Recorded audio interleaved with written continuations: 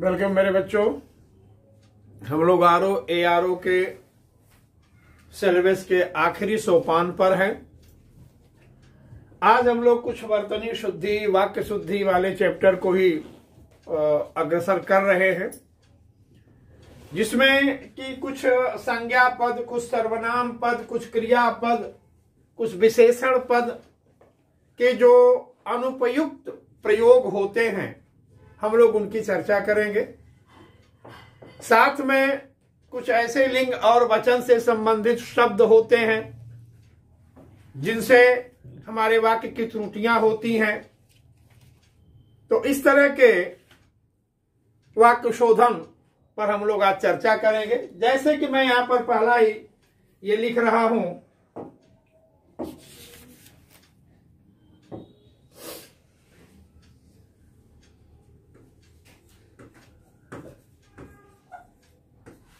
उसका आत्मा मर चुका है, या वह मरे आत्मा का व्यक्ति है।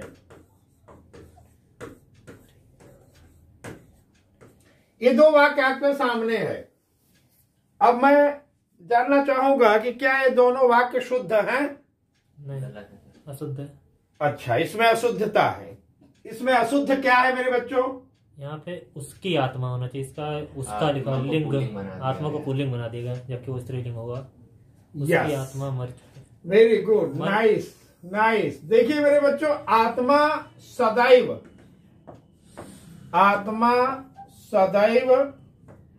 स्त्रीलिंग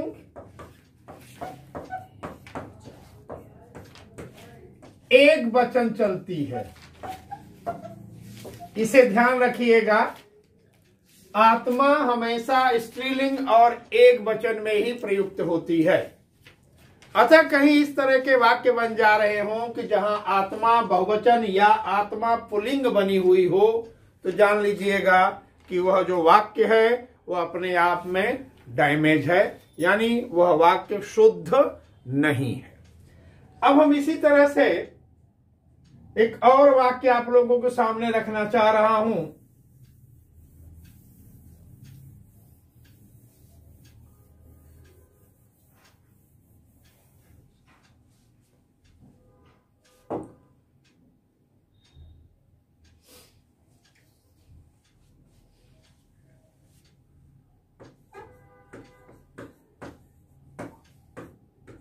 परीक्षा आते ही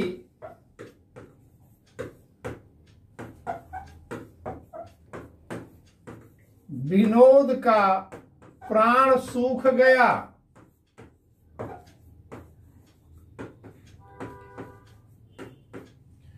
परीक्षा आते ही विनोद का प्राण सूख गया।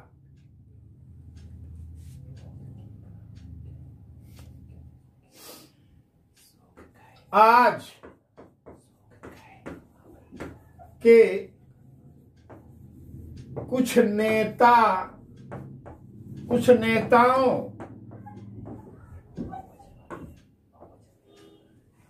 की आत्मा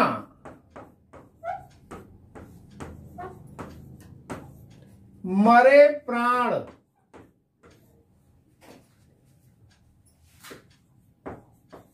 सी है।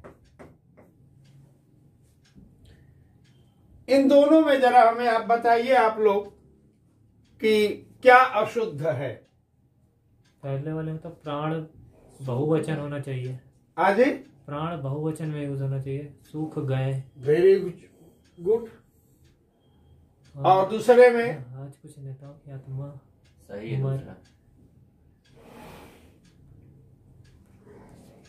बताइए, सही लग रहा है दूसरा। अब हमको पता नहीं है सही है कि गलत है, इसको तो आप बताएंगे। सही है। देख लो, विचार कर लो आप लोग। आज के कुछ नेताओं की आत्मा मरे प्राण सी है।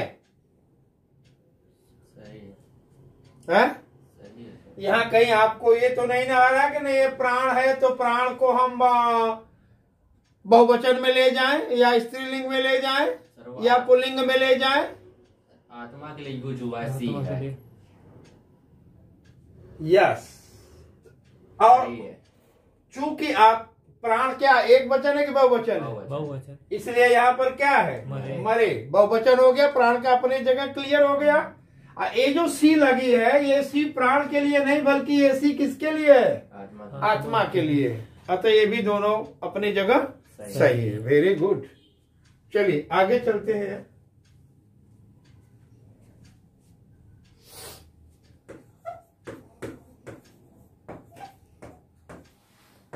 मोहन का हस्ताक्षर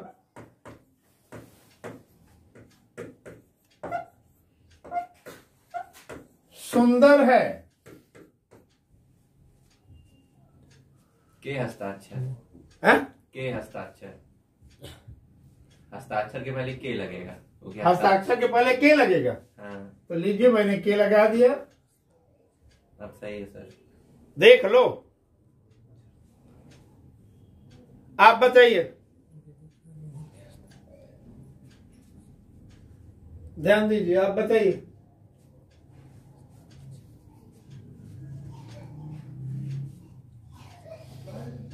है मुझे आगे जाने। यस, यही तो चूक कर रहे हो, क्योंकि हस्ताक्षर हमेशा पुल्लिंग बहुवचन होते हैं।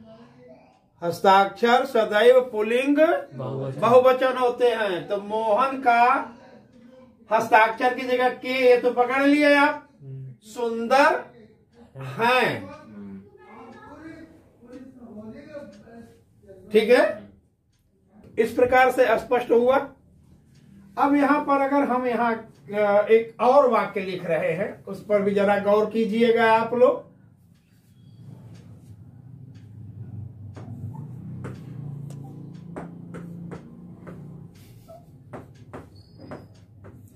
अब यहां पर इस शब्द पर ध्यान मत देना।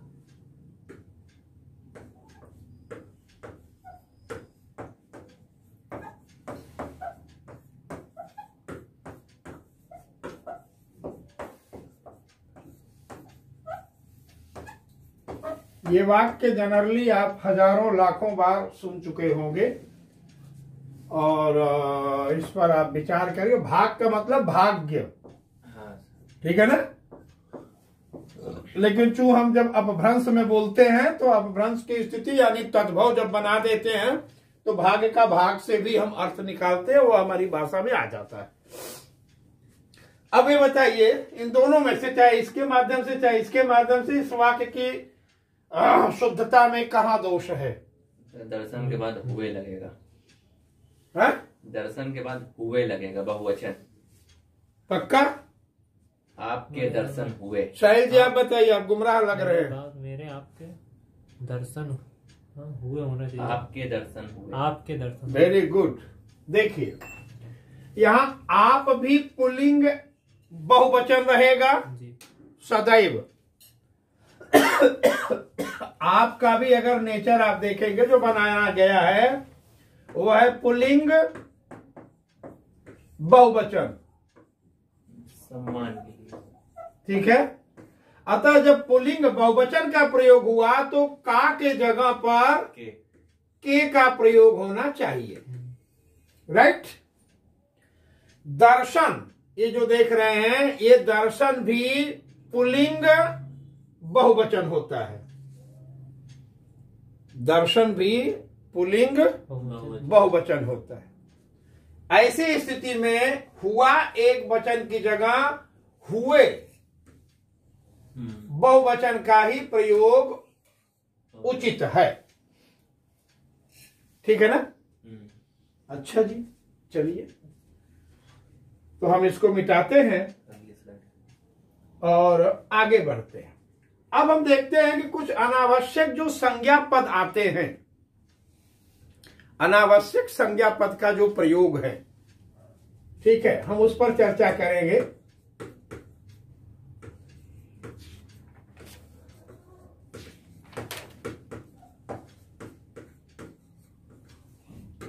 अनावश्यक जो संज्ञा पद हमारे बीच में आ जाते हैं, हम उसके ऊपर आप लोगों से चर्चा कर रहे हैं। मैं एक वाक्य लिख रहा हूं, भोजन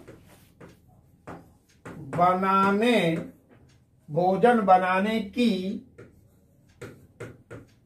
व्यवस्था का प्रबंध करें। भोजन बनाने की व्यवस्था का प्रबंध करें। इसमें बताइए क्या गलत है? भोजन बनाने का प्रबंध करें है? भोजन बनाने का प्रबंध करें, व्यवस्था फालतू यूज हुआ है। अच्छा, और अगर हम कहें भोजन बनाने की व्यवस्था करें तो गलत होगा? हाँ, प्रबंध हटा सकते हैं तब भी। दोनों हो सकते हैं। तो साफ कहिए ना कि इन दो पदों में से किसी एक का ही प्रयोग होना चाहिए। एक जो है इसमें क्या है? गलत है। ठीक है, आगे चलते हैं। उत्साह नामक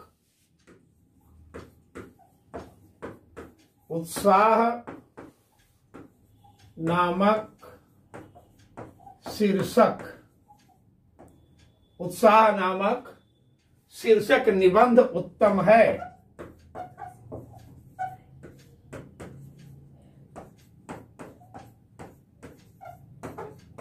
इसमें क्या गलत है? नामक और शीर्षक में एक यूज होगा। है? बताइए।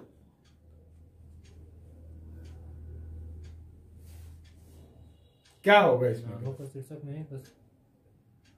जैसे वाक्य तो दो। उत्साह नामक निबंध उत्तम है, या फिर उत्साह शीर्षक निबंध उत्तम है। Very good. यानी अगर हम कहें कि उत्साह शीर्षक निबंध उत्तम है ना, या उत्साह नामक निबंध उत्तम है। Very good. चलिए, इन दोनों में से ही भी आपने बिल्कुल सही बताया। ये बताइए कि अब विंध्याचल पर्वत हरा भरा हो गया। इसमें क्या गड़बड़ है भाई? अब विंध्याचल पर्वत हरा भरा हो गया,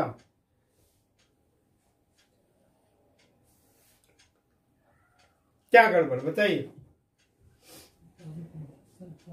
अब विंध्याचल पर्वत हरा भरा हो गया, क्या गड़बड़ है इसमें बताइए?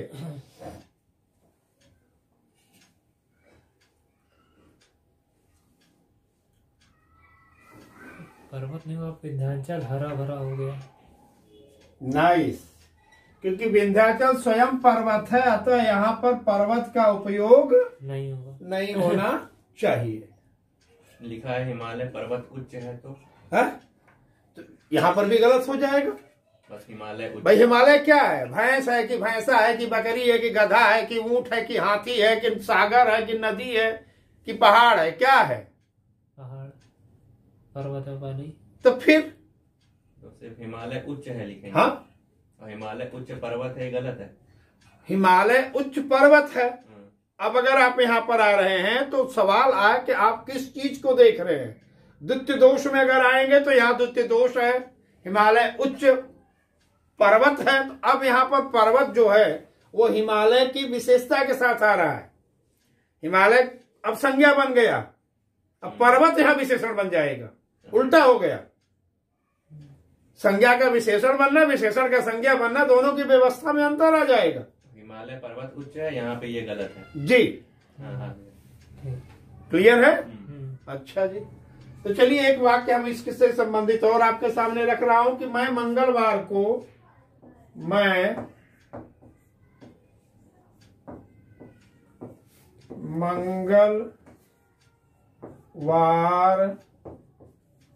दिन को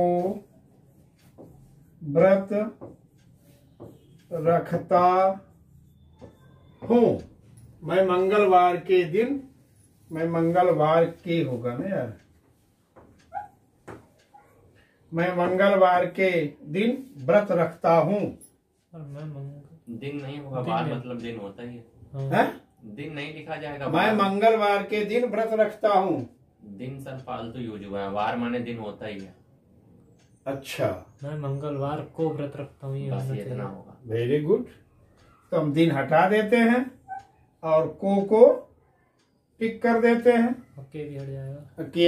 के तो चू इसके लिए लगा था, तो ये तो इसके साथ हट ही जाएगा अपने आप। ठीक है ना। चलिए, इसमें एक वाक्य हम आपको और दे देते हैं, उसको जरा सा आप लोग बताइएगा कि भारत गुलामी की दास्ता से मुक्त हुआ। भारत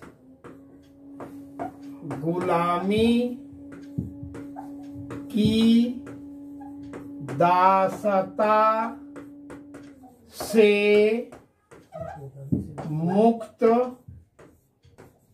हुआ। सर इसमें की दास्ता नहीं होगा, भारत गुलामी से मुक्त हुआ। दोनों में एक यूज कर लेंगे। कौन कौन सा? चाहे गुलामी यूज कर लीजिए, चाहे दास्ता। Very good. चाहे गुलामी यहाँ पर होगा, चाहे दास्ता होगा। Very good. तो आप कैसे वाक्य बना देंगे? भारत गुलामी से मुक्त हुआ, या भारत दासता से मुक्त हुआ। और यहाँ गुलामी और की को हम अगर हटा दे तो हमारा वाक्य अपने जगह बिल्कुल परफेक्ट हो जाएगा। ठीक मित्रों, तो इस तरह से बहुत सारे आपने देखा कि अनावश्यक संज्ञा पदों का प्रयोग करके हम अपने वाक्य को त्रुटिपूर्ण बना देते हैं। यहाँ पर गौर करने का विषय है कि कुछ ऐसे संज्ञा पद न हो जो हमारे वाक्य को त्रुटिपूर्ण बनाते हैं। तो मेरे बच्चों, 2, 4, 5, 10 जो भी हमने एग्जाम्पल अभी इससे संबंधित संज्ञा पद से दिया, उसको देखते हुए बाकी अभ्यास करने के लिए आप प्रयत्नशील रहिएगा। आगे चलते हैं। कुछ सर्वनाम पदों का भी गलत प्रयोग हो जाता है, जिससे हमारी वाक्य जो है वो दोषपूर्ण हो जाता है। तो यहां पर हम सर्वनाम संबंधी दोष पर विचार करेंगे। अभी सर्वनाम संबंधी दोष। सर्वनाम का हम लोग कैसे गलत प्रयोग कर देते हैं, या हमारे वाक्य में आ जाता है, या व्यवहार में हम ले लेते हैं और उसे हम पकड़ नहीं पाते। जैसे मान लो कि मैं यहां पर बोलूं कि मेरे को कुछ याद नहीं। मेरे को कुछ याद नहीं, इसमें क्या गलत है मेरे बच्चों? मेरे को, मुझको यूज होगा। मुझको, मेरे को गलत है। मुझको कुछ याद नहीं। तो क्या होना चाहिए? मुझको देख लो, हमने यहाँ लिख दिया मुझको। मुझे भी हो जाएगा। यस, मुझे कुछ याद नहीं जी। क्योंकि जब आप मैं सर्वनाम का क्या बनाएंगे? कर्म कारक। मुझे आएगा। ठीक है। कर्म कारक एक वचन जब बनाएंगे तो क्या बन जाएगा? वो मुझे या हमें। मुझे या हमें। अब यहाँ पर मेरे को या मुझको ये हट जाएगा और क्या आ जाएगा? मुझे। मुझे कुछ याद नहीं। अब ये आपका वाक्य अपने जगह सही आएगा। अच्छा, चलिए हम अगर यहां लिखें कि पिताजी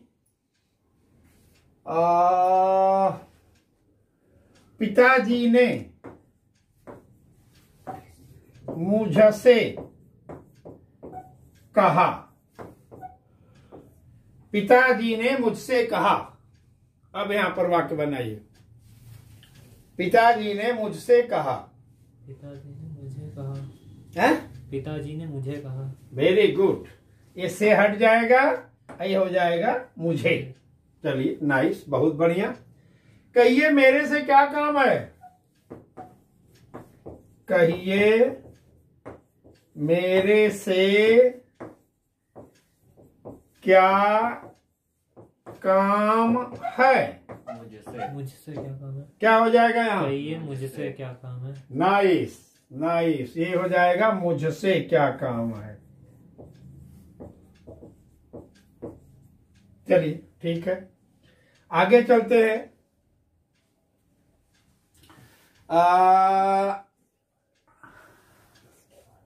अगर मैं यहां लिखूं कि वह लोग जा रहे हैं, तो क्या इसमें गलत है? वे लोग जा रहे हैं। है? वह लोग जा रहे हैं, वे जा रहे हैं। यस, ये दोनों ही हट जाएगा, सीधे क्या हो जाएगा? वे। वह एक वचन और वह वे बहुवचन। वह एक वचन है, अन्य पुरुष एक वचन, और उसका बहुवचन क्या होगा? वे। तो लोग लगाने की आवश्यकता भी नहीं है, ठीक है, तो हो जाएगा वे जा रहे हैं। अच्छा, एक वाक्य और आपके सामने रख देता हूं। तुम्हारे से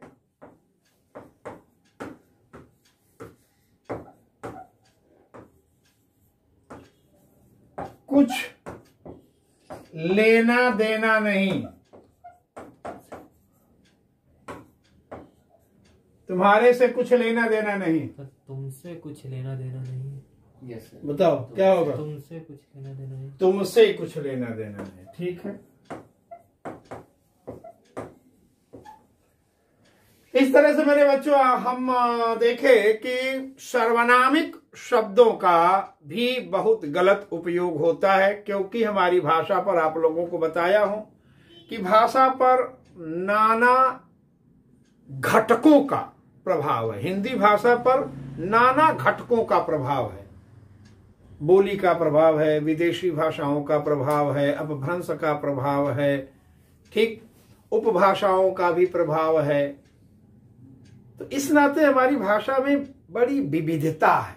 एक छोटा सा हम आपको बताएं, एक अंग्रेज जब भारत में आकर के हिंदी सीखना चाहा और 40 साल तक वो सीखा हिंदी, 40 साल तक, यानी आपके जो हिंदी का अमर कोश है, ऐसे ऐसे पता न कितने अमर कोश तैयार कर लिया। अब उसको ये लगा कि नहीं यार, मैं अब हिंदी सीख लिया, मैं परफेक्ट पर्सन हूं हिंदी के लिए। एक दिन की घटना है कि वो एक बस में यात्रा कर रहा था, क्योंकि लोकल लोगों के बीच में रहेगा तभी सारे शब्द की प्राप्ति होगी, क्योंकि भाषा बंध्या होती है, भाषा से शब्द पैदा नहीं होते, शब्द हमेशा बोली से पैदा होते हैं, ठीक है ना। भाषा बंध्या है और बोली प्रसूता है, शब्द बोली से पैदा होते हैं। अब बोली लोकल लोगों की होती है, क्षेत्रीय होती है, तो उन्हीं लोगों के बीच में हो रहता था। तो बस में यात्रा करने लगा। एक 80 बरस के बुढ़ऊ दादाजी बस में चढ़े और उस अंग्रेज से बोले, बाबू आगुर घुसुक, बाबू आगुर घुसुक। अब वो जो अंग्रेज था अपनी पूरी डिक्शनरी खोज डाला, घुसुक शब्द उसे मिला ही नहीं, ठीक है। तो हाथ जोड़ लिया कि भैया हिंदी को पार पाना मुश्किल है। तो कहने का तात्पर्य है मेरे बच्चों कि हमारी भाषा पर बोली का, अपभ्रंश का, प्राकृत का, विदेशी भाषाओं का, तमाम घटकों का प्रभाव पड़ता है। अतः विविध क्षेत्रों में भाषाई व्याकरण विविध रूप से चलते हैं। चूंकि हमारे लिए भाषा का एक मानक व्याकरण बन चुका है, अतः हम लोग अपने वाक्य को उस व्याकरण के मानक के अनुसार ही संशोधित परिवर्धित करें, ठीक है ना। वाक्य शोधन, वर्तनी शोधन का मुख्य उद्देश्य यही है। अब आगे चलते हैं मेरे बच्चों। इसी तरह से हम लोग थोड़ा विशेषण संबंधी बातों पर भी गौर कर लें। विशेषण संबंधी जो त्रुटियां होती हैं उनको भी जरा सा देख लें।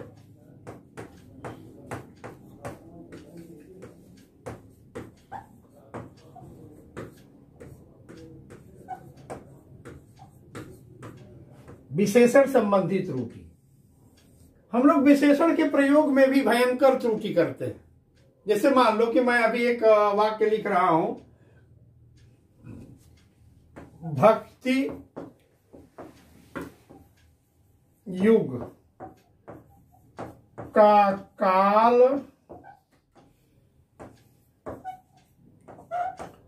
स्वर्ण युग कहलाता है। ठीक है, भक्ति युग का काल स्वर्ण युग कहलाता है। अब इसमें जरा सा अभिषेक जी बताएंगे कि इसमें त्रुटि कहां है मेरे बच्चों। ध्यान देना, यहां हम लोग विशेषण संबंधी त्रुटि पर ध्यान देंगे। इसमें कहां त्रुटि है?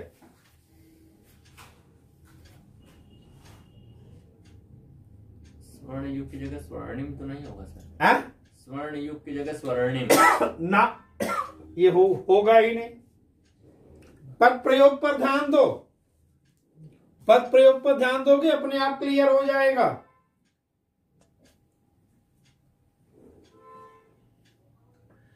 पहला चीज आपका ध्यान नहीं जा रहा है मेरे मित्र, ये भक्ति जो था यह युग नहीं था बल्कि भक्ति काल था, याद रखिए। भक्ति काल का युग स्वर्ण युग कहलाता है। ठीक है ना, यहां पर ध्यान देंगे तो विशेषण अपने आप बता देगा। भक्ति काल का युग स्वर्ण युग कहलाता है। भक्ति काल हो गया तो काल को हटा दीजिए यहां से, हट गया वहां से। अब सीधे क्या हो गया? भक्ति काल स्वर्ण युग कहलाता है। भक्ति काल क्या कहलाता है? स्वर्ण युग कहलाता है। ठीक है, ये वाला वाक्य आपने देखा कैसे हमारा विशेषण की गलती हुई है। आगे कहते हैं, यह सबसे सुंदरतम साड़ी है। बताइए इसमें क्या गड़बड़ है? सुंदरतम नहीं होगा, अब हमको पता नहीं है। यह सबसे सुंदर साड़ी है। 4 मिनट बताइए इसमें क्या है गलत? यह सबसे सुंदर साड़ी है, सबसे भी लगा दिया, सुंदरतम भी साड़ी लगा दिया, सबसे सुंदर साड़ी है। सबसे सुंदर साड़ी है, सुंदर साड़ी। यह हाँ। सुंदरतम साड़ी है, ये भी सही हो जाएगा। हाँ अब हमको पता नहीं भाई। सर, यह सबसे सुंदर साड़ी है, ये सही होगा। अब देखो, अगर यहाँ पर सवाल का विषय आता है, अगर व्याकरण के दृष्टि से देखेंगे तो सुंदरतम का प्रयोग आपके विशेषण का उत्तमावस्था है। उत्तमावस्था का तात्पर्य हुआ जब संपूर्ण किसी इकाई या समुदाय या वर्ग से किसी एक का चयन किया जाए। तो यहाँ कोई भी तुलनात्मकता नहीं आ रही है, दिख रही है मुझको। सबसे लिखा तो है। तो भाई सबसे किससे? भाई साड़ियों में सबसे, हाँ तब होता है। साड़ियों में सबसे होता तब ना होता, क्योंकि यहाँ वर्ग तो दिखाई नहीं पड़ रहा। अच्छा सही है। तो ऐसी स्थिति में चूंकि सुंदरतम हम अगर लगा रहे हैं तो इसमें व्याकरण की विशेषण की अवस्थागत दोष आ जाएगा। विशेषण की अवस्थागत दोष आ जाएगा, इसलिए हम तम को हटा करके यह सबसे सुंदर साड़ी है। ठीक है, हम इस वाक्य को यहां पर अगर रखें तो मेरी समझ से यह बेहतर होगा। नेक्स्ट पर हम चल रहे हैं और एक वाक्य सोचने दो यार। चलिए मैं यहां पर लिखूं, रेशमी कढ़ाई के धागे अच्छे होते हैं।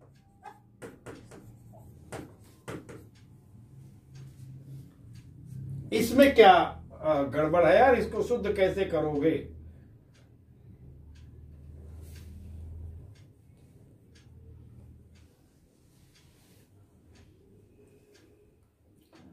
बताओ भाई, तुम लोगों को आज तो एकदम शांति बनाए बैठे हो यार आप लोग। ये वे सारे के सारे पॉइंट्स हैं जो आप लोगों को मैं घसीट घसीट के रगड़ रगड़ के पढ़ा चुका हूं।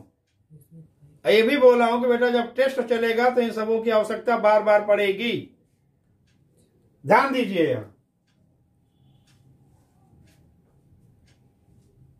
कहीं ऐसा तो नहीं सर, रेशमी कढ़ाई के कपड़े अच्छे होते हैं,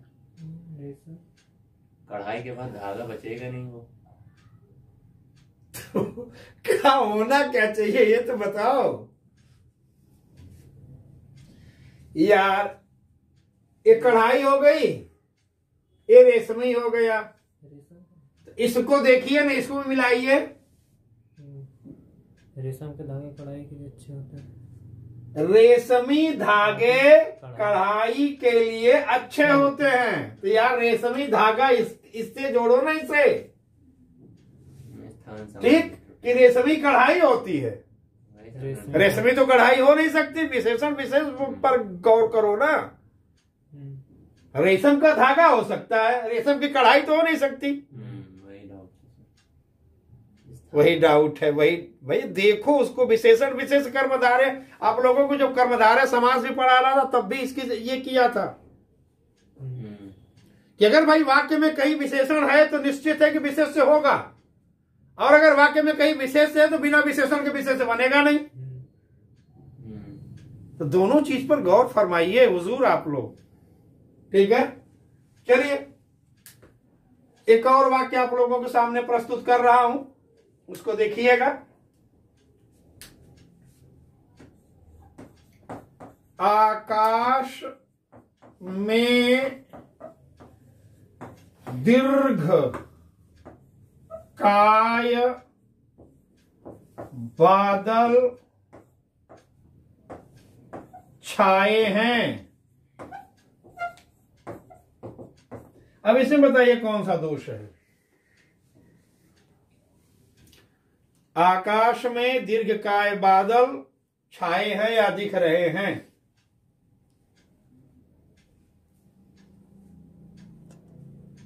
क्या होगा, फट से बताओ।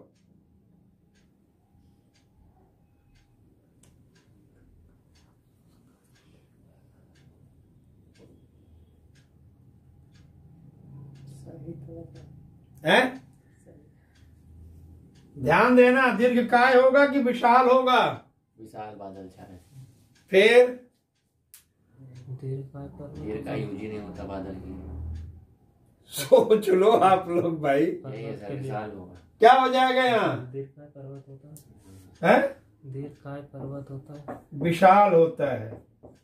विशाल बादल है, क्योंकि दीर्घकाय यहाँ आएगा ही नहीं, औचित्य ही इसका नहीं बन रहा है। ठीक है। तो मेरे बच्चों इस तरह से हम लोग वर्तनी शुद्धि, वाक्य शुद्धि पर जितने वाक्य शुद्धि के बिंदु हैं 14-15 बिंदु आप लोगों से चर्चा किया था, सब पर हमने चर्चा कर लिया है और सबका 4, 6, 8, 10 एग्जाम्पल दे करके हमने उसको जस्टिफाई भी किया है, क्लियर भी किया है, आपके सामने स्पष्ट भी किया हो। अब आप लोग मेरे बच्चों अभ्यास कीजिए और ईश्वर से प्रार्थना करूंगा मैं कि आप लोगों को ईश्वर सफलता प्रदान करे। इसी के साथ ये क्लास आज यहाँ पर समाप्त कर रहा हूँ। धन्यवाद।